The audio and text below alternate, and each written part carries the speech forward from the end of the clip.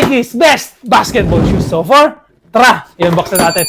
Once again, this is Lex, your sneaker specialist of Collector Vibes. Open na natin. Ito lang naman ang Nike Ja 3. Very rare colorway. Valentine's or Jelly Bean.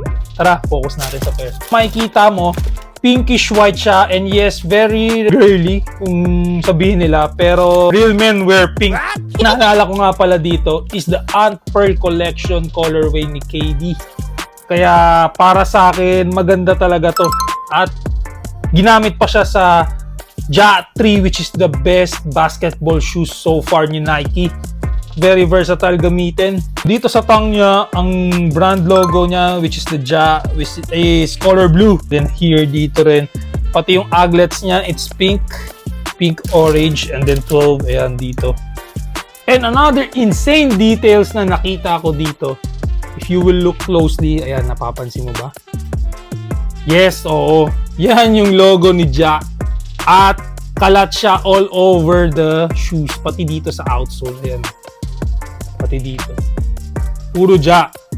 So, akala mo, design lang, pero kapag sinilip mo talaga, binusisi mo, ayan, Ja.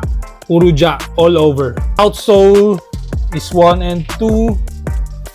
Yan. And it also comes with sticker. Ja. And wala tong extra laces. Only sticker lang for this pair. Meron din palang hidden message si Ja sa outsole niya dito. A happy Ja is a scary Ja. Yan. So sa number 2 outsole naman is I'm not even worried about proving them wrong. Wow! What do you think about this colorway? Would you cop or drop? Let me know sa comment section.